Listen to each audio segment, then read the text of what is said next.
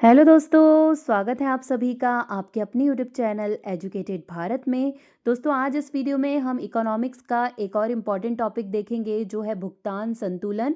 देखिए, यहाँ से बहुत सारे क्वेश्चन एग्जाम में पूछे जाते हैं। मोस्ट इम्पॉर्टेंट टॉपिक है और देखिए जितने भी क्वेश्चन आपको यहाँ पर मिलेंगे वो सभी एनसीईआरटी बेस्ड हैं, इसलिए बहुत ही ज़्यादा इंपॉर्टेंट हो जाते हैं आपके अपकमिंग एग्जाम्स के लिए। तो प्लीज़ वीडियो को एंड तक ज़रूर देखिएगा। वीडियो पसंद आए तो लाइक एंड शेयर ज़रूर कीजिएगा।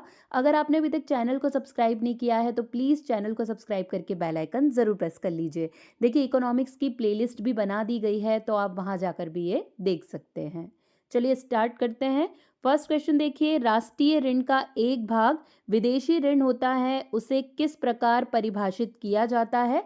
तो देखिए किस प्रकार इसे परिभाषित किया जाता है, तो करेक्ट ऑप्शन यहाँ पर सी हो जाएगा, सरकार द्वारा विदेशों से लिया गया ऋण।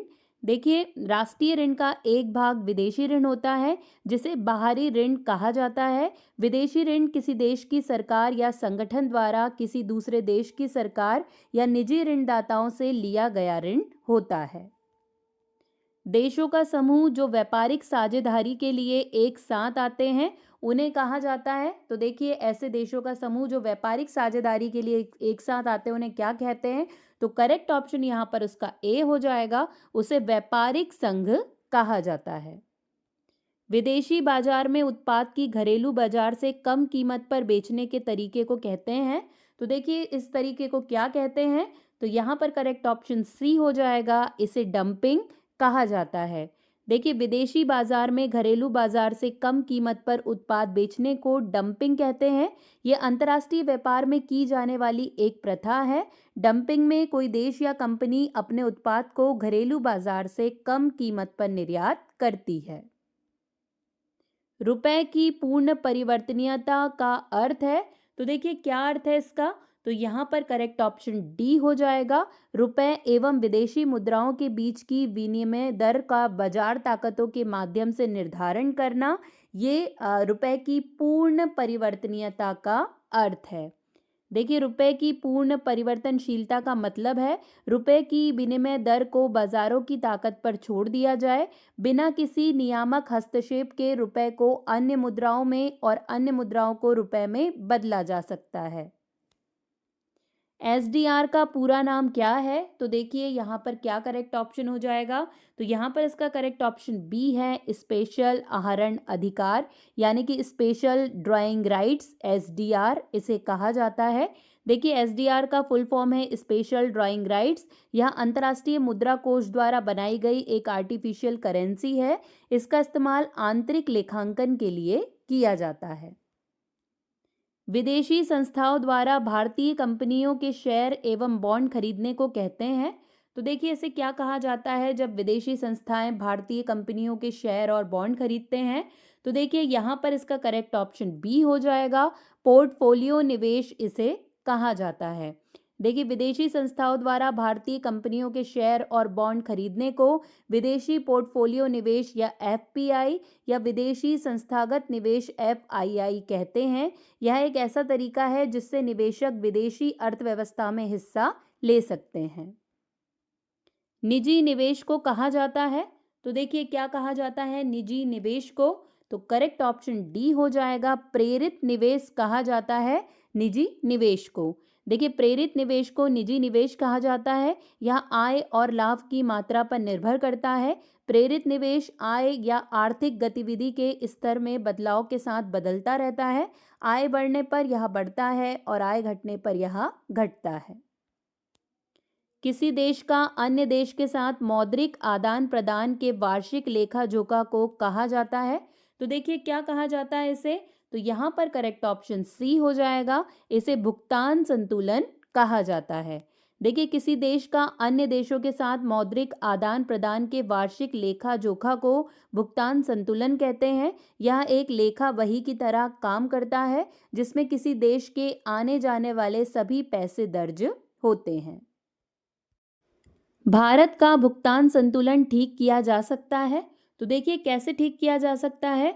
तो यहाँ पर करेक्ट ऑप्शन डी हो जाएगा, उपयुक्त सभी तरीकों से घरेलू मुद्रा के अवमूल्यन द्वारा, निर्यात को बढ़ाकर, आयात प्रतिस्थापन द्वारा भुगतान संतुलन को ठीक किया जा सकता है।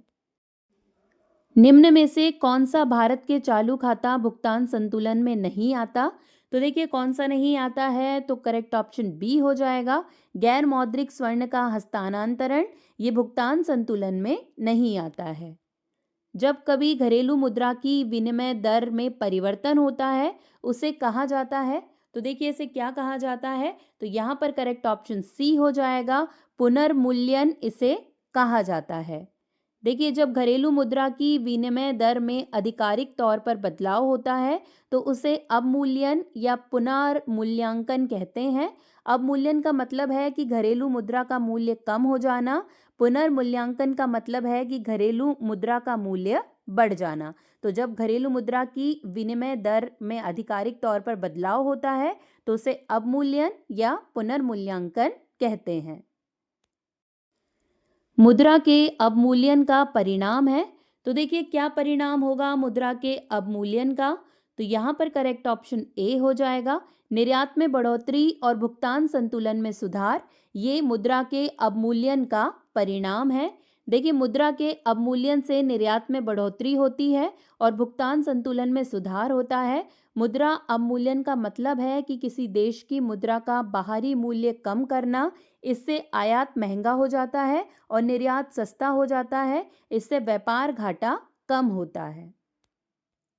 अवमूल्यन आयात को बनाता है, तो देखिए क्या बना देता है अवमूल्यन आयात को, तो करेक्ट ऑप्शन यहाँ पर डी हो जाएगा, महंगा बना देता है ये आयात को। अवमूल्यन आयात को महंगा बनाता है। यह घरेलू कंपनियों को बाहरी प्रतिस्पर्धा से बचाने में मदद करता है, नौकरियों और निवेश को बचाने में मदद करता है। भारत में कब से रुपया चालू खाते पर पूर्ण रूप से परिवर्तनीय हो गया? तो देखिए किस वर्ष से हुआ है ये, तो यहाँ पर करेक्ट ऑप्शन सी हो जाएगा, 1994 से जो रुपया है चालू खाते पर पूर्ण रूप से परिवर्तनीय हो गया है।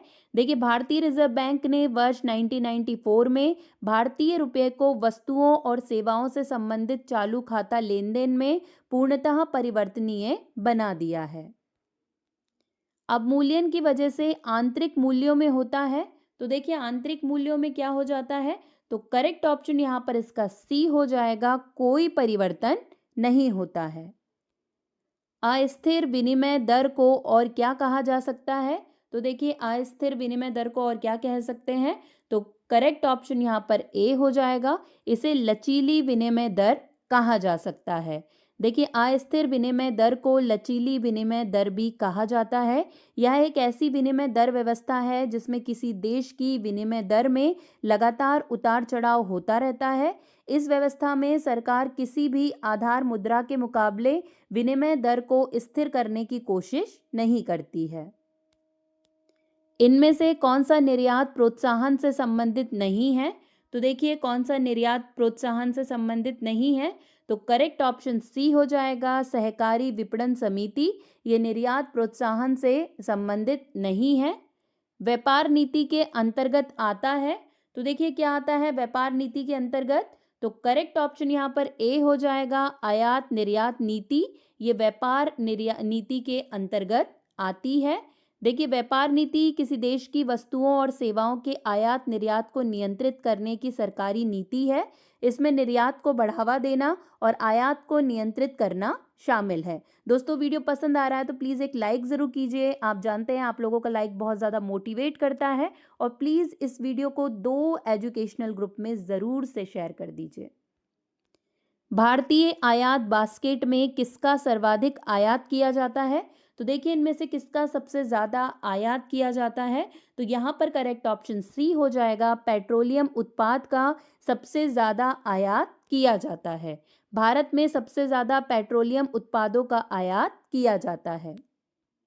दृश्य आयात और दृश्य निर्यात में मुख्य अंतर को किस प्रकार से परिभाषित किया जा सकता है, तो देखिए किस प्रकार से इसे हम परिभाषित कर सकते हैं, तो ए करेक्ट हो जाएगा, व्यापार संतुलन के रूप में हम इसे परिभाषित कर सकते हैं। देखिए दृश्य आयात और दृश्य निर्यात के बीच अंतर को व्यापार संतुलन कहते हैं। व्यापार संतुलन किसी देश के आयात और निर्यात के बीच के अंतर को कहा जाता है। सैद्धांतिक रूप से 2 देशों के बीच व्यापार होता है जब, तो देखिए करेक्ट ऑप्शन यहाँ पर इसका सी हो जाएगा, लागत में तुलनात्मक अंतर।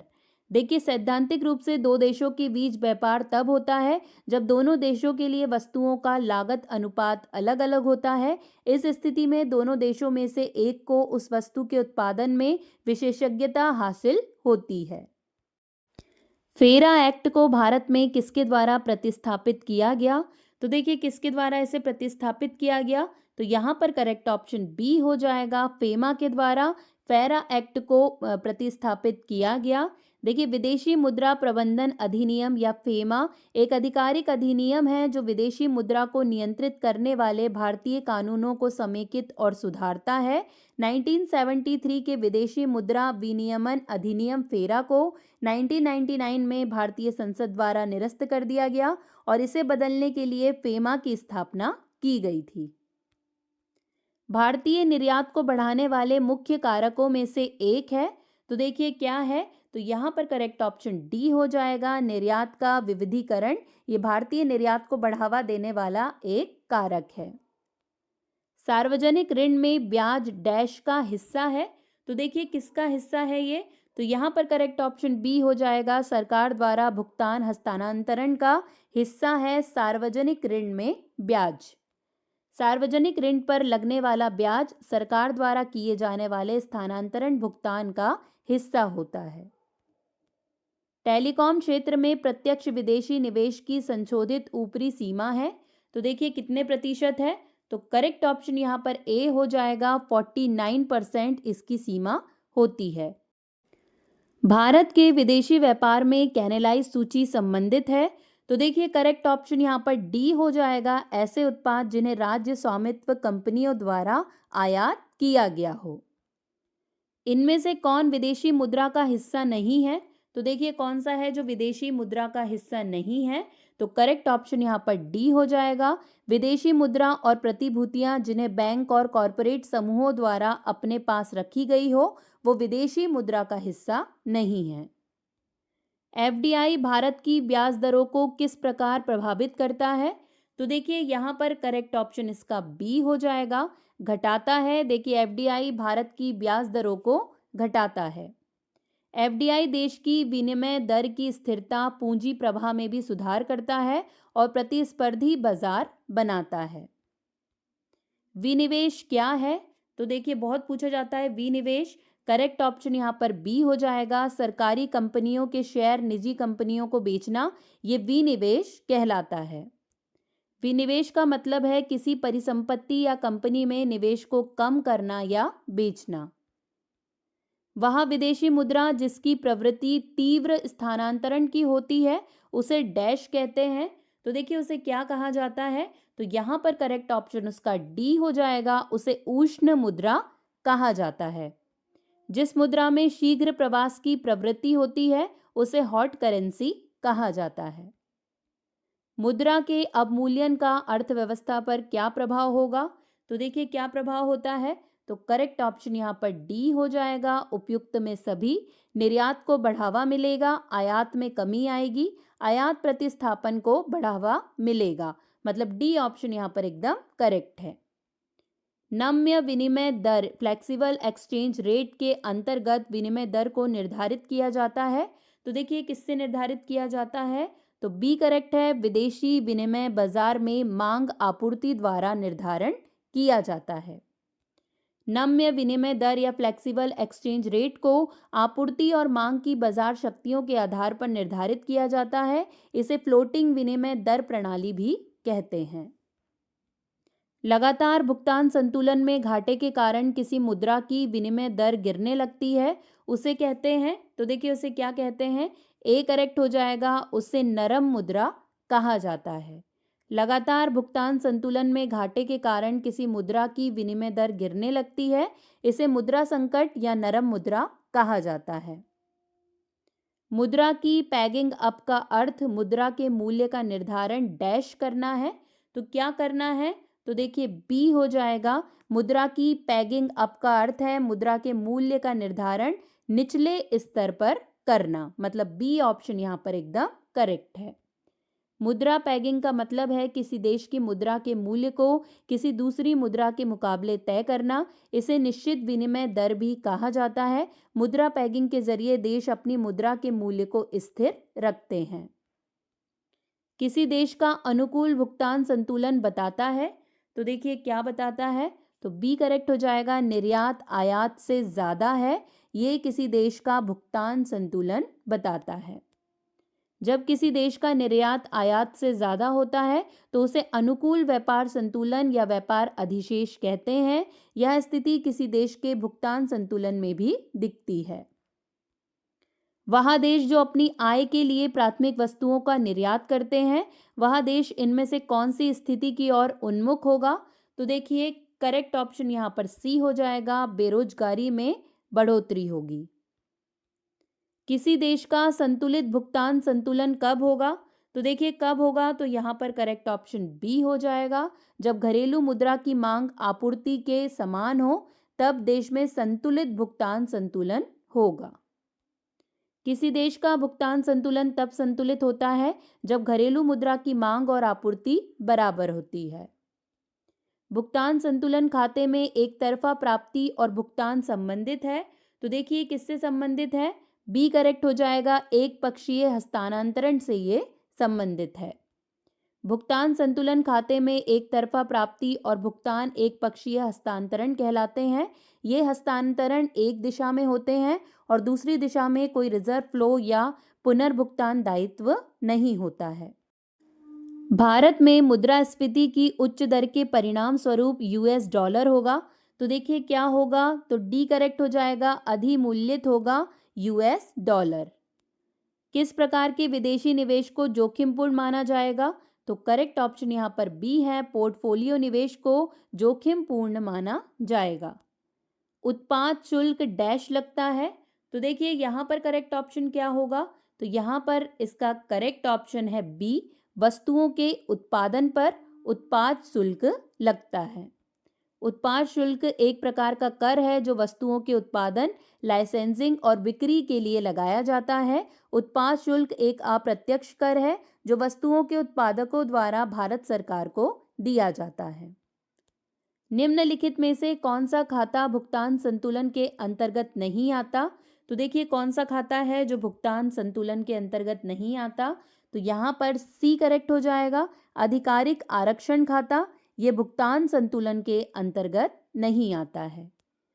कौन सी विनिमय दर में विदेशी वस्तुओं और घरेलू वस्तुओं के सापेक्ष मूल्य निर्धारित होता है, तो यहाँ पर करेक्ट ऑप्शन डी हो जाएगा। वास्तविक विनिमय दर में विदेशी वस्तुओं और घरेलू वस्तुओं के सापेक्ष मूल्य निर्धारित होता है।